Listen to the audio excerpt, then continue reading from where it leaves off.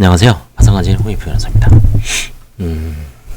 진술서 중에 현재의 생활 상황을 표시하는 난이 있죠. 이거 되게 꼼꼼히 봅니다. 조심해야 됩니다. 수입상에 관하여 수입을 입증할 수 있는 자료가 첨부되어 있는지 확인한다. 사실 파산 들어온 경우는 과거가 화려할지라도 사실상 어떤 삶에 의욕이 없어서 부채가 너무 많은 상황에서 뭐 벌어도 번 것 같지가 않죠. 그래서 이제 사실상 일용직이 많고 근로의욕을 상실한 경우가 많습니다. 내가 뭐 한 3,400을 벌어도 전부 그게 뭐 이자라든가 빚쟁이한테 다 간다면 사실 사람이 채무의 노예가 돼버리죠. 희망이 없죠. 그래서 결국은 그냥 자기가 먹을 만큼 뭐 한 달에 뭐 100이면 100 일용직으로 끼니를 해결할 정도, 월세를 낼 정도, 거기다가 이제 플러스 약간의 알파 그 정도로 이제 근근히 살아가죠. 빚은 전혀 갚을 대부분이 그렇습니다. 자영업자의 경우는 종합소득세 확정신고서 이거 다 과거의 영광이죠. 봉급생활증여는 급여명세서 이것도 다 마찬가지입니다. 근로소득세 원천징수 영수증 다 과거에 이 사람이 그럭저럭 살았구나. 그럼 현재는 어떠냐 이거죠. 현재 과연 제대로 근로를 하면서 뭐 소득을 딱 짱박아 놓고 물론 그런 사람도 있겠지만 정상적인 사람이라면 사실 근로를 제대로 못한다고 봐야 됩니다. 채무자가 기초생활수급자, 조건부 수급자, 차상위 계층, 한부모 가족, 장애인인 경우에는 이를 증명할 수 있는 증명서를 제출하죠. 보통 무직자인데도 생활보호 대상자나 연금 수급자가 아닌 경우에는 생계비 조달 방법을 살펴보아야 된다. 동가식 서가숙하겠죠. 아니면 뭐 가족들한테 얹혀 사는다든지 대부분 그럴 겁니다. 실무상 채무자가 상당한 소득이 있음에도 직업 및 수입에 관하여 단순히 일용직으로 기재하고 월급여를 실제보다 적게 기재하는 경우가 있습니다. 이런 경우에는 원래는 이제 개인회생이 가능했으면 개인회생을 신청을 해야 되는데 다시 개인회생을 뭐 인가받고 비용도 들고 해서 결국 관제인이 적절한 금액으로 환가를 하죠. 뭐 3년 개인회생이 3년이잖아요. 가용소득에 뭐 3년을 다 하면 개인회생하는 게 나으니까 뭐 1년 정도 1년 플러스 좀 뭐 1년 6개월 아니면 1년 정도 거기서 이제 약간 조정을 하죠. 그래서 이제 화해계약을 체결을 해서 환가를 해서 재량 면책을 시켜주는 경우가 많습니다. 이 자체가 면책 불허가 사유죠. 자기 소득을 속인 거죠. 소득을 단순히 1, 20만 원 속인 게 아니라 그냥 뭐 한 120, 30 받습니다. 나중에 통장을 까보면 270, 80 돼요. 특히 이제 건설 현장도 요즘은 만만치가 않죠. 하루 일당 뭐 15만 원, 20만 원 많습니다. 약간의 기술만 있으면 뭐 30만 원도 있죠. 채무자의 소득은 파산 원인이 판단이나 개인회생을 신청할 수 있는 정도에 이른 경우의 파산 절차 남용 판단에 관한 중요한 요소이므로 정확하게 기재해야 되죠.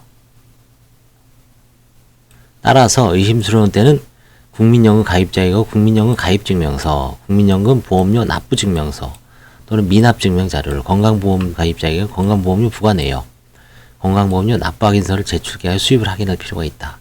이거 이제 잔뜩 띄어서 내는 게 과거의 소득을 의심스러워서 이제 추적하는 거죠, 이거를.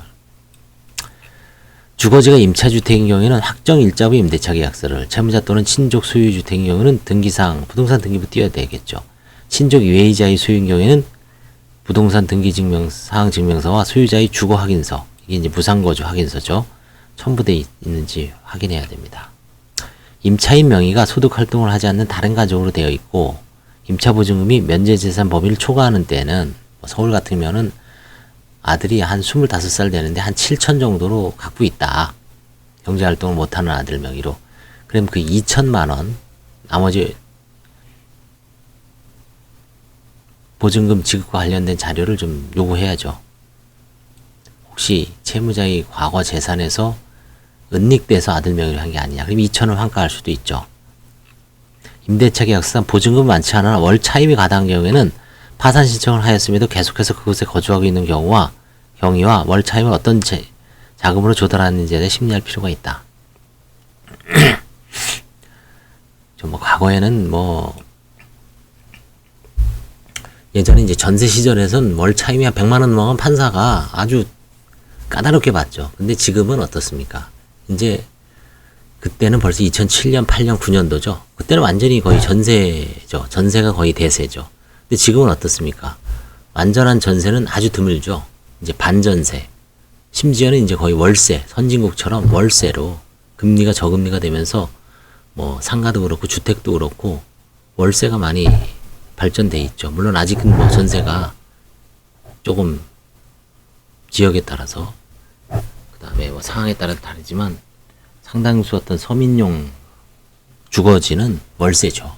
그래서 이제 뭐 요즘은 월세가 100만 원 넘어도 놀랄 일은 아닙니다. 뭐 120만 원, 150, 130 정도 돼도 가만히 보면 아파트에 뭐 채무자 부부하고 성년이 된 성년도 뭐 20살, 21살이 아니라 25에서 한 35 정도 된, 아니 심지어 뭐 40살 정도 되는 미혼 자녀들이 두세 명이 한꺼번에 사는 거죠. 그죠? 한 집에서 뭐 각자 3, 40씩 내놓고 월세를 이사 봐요. 만약에 각자 뿔뿔이 흩어진다면 더 들죠. 오히려 5, 60만 원씩 들죠. 그러면 200만 원 넘어갑니다. 근데 한 곳에서 그냥 130에서 150 정도 관리비 내고 그냥 한 곳에 모여서 뭐 아파트든 뭐든 한 30평대 아파트 사는 게 훨씬 더 전략된 것 때문에 뭐 150이 되더라도 놀라지 않죠. 이제 그거를 잘 소명을 하면 됩니다. 뭐 딸이 얼마 내고 자녀가 얼마 내고 내가 얼마 내고 배우자가 얼마 내고 결국은 이제 다 일을 안 하고는 먹고 살 수가 없죠. 네 명이 다 일을 해야 됩니다. 뭐 여자는 파출부라도 해야 되죠. 파출부라도 해야 되고 어디 설거지라도 해야 됩니다. 파트타임이라도 뭐 하루 종일은 아니지만 일주일에 뭐 월수금 10시간 정도는 일을 해야죠. 10시간 정도 일해서 한 주당 한 뭐 10에서 15만 원은 벌어야지 월세라도 자기가 조금 해결을 하는 거죠. 그쵸? 아니면 뭐 반찬값이라도 벌든지 생활비라도 조금 벌든지. 남자는 이제 밖에 나가서 또 뭐 노가다를 하든지 아니면 배달을 하든지 뭐 하여튼 열심히 먹고는 살아야죠. 그쵸? 그래서 이 현재 이 생활 상황은 이제 관제인이 결국 이제 전반적으로 면담을 얼마나 하느냐에 따라서 그쵸? 채무자들은 사실은 속이는 경우가 많죠. 여기 이 부분에 알고도 넘어가는 경우도 있고요. 기재를 잘하고 진술을 잘 해야 됩니다. 감사합니다.